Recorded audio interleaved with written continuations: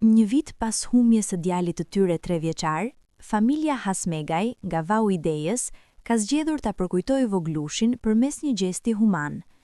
Në kujtim të tij, familjarët organizuan në Shkodër një iftar bamirësie me moton "Dora që jep, mbushet me bereqet", duke mbledhur miq, të afërm dhe qytetar që ju bashkuan kësaj nisme solidariteti. Pjesëmarrësit kontribuan përmes kuponëve simbolik, ndërsa fondet e mbledhura nga familja do të përdoren për të ndihmuar familjet në nevojë.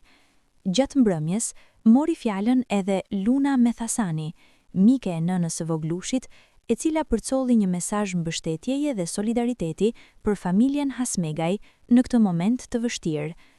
Iftari u shndërrua në një mbrëmje bashkimi dhe humanizmi, ku të pranishmit treguan solidaritet duke kontribuar në këtë nismë.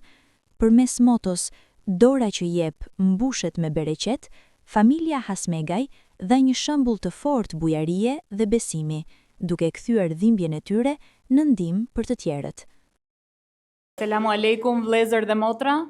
Mirëmbrëma dhe faleminderit të gjithëve që keni ardhur në këtë mbrëmje, në këtë iftar të bamirësisë. Faleminderit veçmas juve që keni udhëtuar disa kilometra për të qenë në këtë mbrëmje mirësie, ku është një dëshmi që veprat që bëhen për hir të Allahut shpërblehen më së shumti dhe janë ato që janë më të mira tek Zoti ynë, tek Krijuesi ynë. Faleminderit që bëheni bashkë për një mision shumë të veçantë, sonte në Shkodrën Bujare. Fal iniciativës së Imeldës, shoqes time, mikes tuaj dhe mikes së gjithë neve, por edhe me dëshirën të gjithë juve që keni udhëtuar për të qenë së bashku, sonte mendoj që nuk do mbushim vetëm barkun, por më shumë se kaq, do të mbushim zemrat. Do të mbushim zemrat edhe do të mbjellim besim tek familjet që kanë më së shumti nevojë për ne. Sloganin kemi vendosur ta quajmë "Dora që jep, mbushet me bereqet", sepse vërtet në Islam bamirësia është një ndër veprat më të mira tek Zoti. Sadakaja, zekati, të gjitha veprat e mira që bëhen për jetimët, për më të varfrit, na bashkojnë më shumë me komunitetin, na bashkojnë më shumë me Zotin dhe na bëjnë njerëz më të mirë. Unë nuk dua të zgjatem shumë, por dua t'ja lë fjalën një personazhi shumë të nderuar që na ka respektuar me praninë e tij sonte, hoxhën e nderuar Hajredin Dizdari, imanin e xhamisë së Plumbit në Vlorë. Ka bërë shumë kilometra për qenë sonte këtu me ne, ndaj e falenderoj pafund. Bismillahirrahmanirrahim. Alhamdulillah wassalatu wassalamu ala rasulillah Muhammed ibn Abdillah sallallahu alaihi wasallam. Me emrin e Zotit, të gjithë mëshirshmit, mëshirplotit, paqja, mëshira dhe bekimet e Allahut qofshin për profetin ton, Muhammedin, për familjen e tij, për shokët e tij, e për këto besimtare që e pason rrugën e tyre deri ditën e fundit. Dhe lutim Allahun ta bëjë ne prej këtyre njerëzve. Të nderuarit e mi, kam sot nderin të jem këtu prezent midis jush në këtë iftar që shpresojmë tek Allahu Azza wa Jall ta pranojë prej nesh.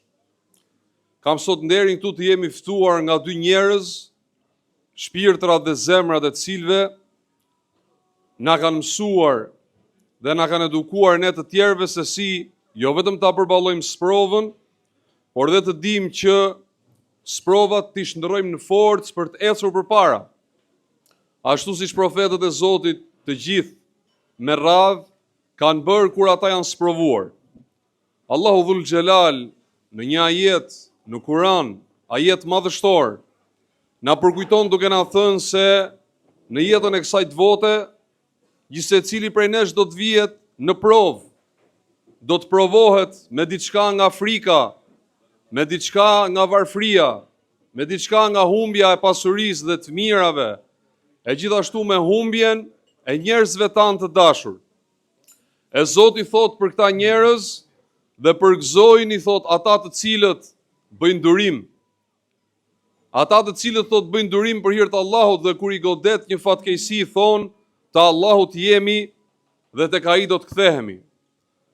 Dhe këta shpirtra të bukur sot, ky çift i mrekullueshëm që lut Allahun t'i ruaj dhe t'u ndriçoj fytyrat në jetën e kësaj bote dhe në jetën e botës tjetër, na kanë nderuar të gjithë neve me këtë organizim që shpresojmë tek Allahu që gjithë secili për jush të shpërblehet për përpjekjen e tij.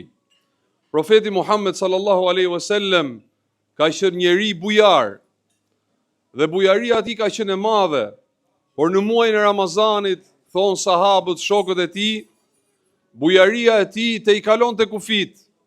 Ajsa që kanë marrë shembullin e bujarisë të tij, zemërgjësisë të tij, me shembullin e erës. Dhe kanë thënë pse nuk kanë marrë shembullin e lumit, që kur flasin për bereqet dhe për begati, merret shembull lumi, që u bën dobi njerëzve, një ujë i cili nuk ndalon. Kanë thënë është marrë shembulli erës, sepse era i përfshin të gjithë, në ndryshim nga lumi që i bën dobi vetëm atyre të cilët janë afër tij, era përfshin dhe zogjtë e qiellit, dhe njerëzit e tokës, pemët, kafshët, gjithçka. Pra i tillë ka qenë i dërguar i Zotit, profeti Muhammed sallallahu alaihi wasallam, në muajin e Ramazanit. Dhe të tillë duhet jemi dhe ne, të nderuarit e mi. Andaj e lut Allahun azza wa xal që atë që japim për hir të tij, ta japim që ta gëzojmë Zotin ton, e ta dim se asgjë që japim për hir të Zotit nuk na paksohet. E Allahu përmend në Kur'an duke thënë, shembulli atyre të cilët japin për hir të Allahut nga pasuritë e tyre është si shembulli asaj farës e cila nxjerr 7 deg, dhe në secilën deg ka nga 100 fara të tjera. E kanë thënë dietarët, kështu shtohet bereqeti, pasuria, begatia e njeriut i cili jep për hir të Allahut. Andaj gjithë secilin për ju sot, Allahu e shpërbleft ashtu siç di ai të shpërblej, dhe qoftë kjo ditë, kjo dhënie për hir të Allahut, një shpërblim, një sevap që ju do ta gjeni ditën e gjykimit përpara Zotit tuaj. Të nderuarit e mi, pasi të thirret ezani dhe ta çelim iftarin, që lutim Allahun të na e pranoj, do të falet dhe namazi i akshamit dhe vendin e kanë siguruar. Të gjithë ata që kanë dëshirë ta falin namazin me lejen e Zotit, do të jetë vendi atje. Allahu ju shpërbleft me të mira, nuk po e zjas më shumë, qofshin në mbrojtjen dhe në bekimet e Allahut.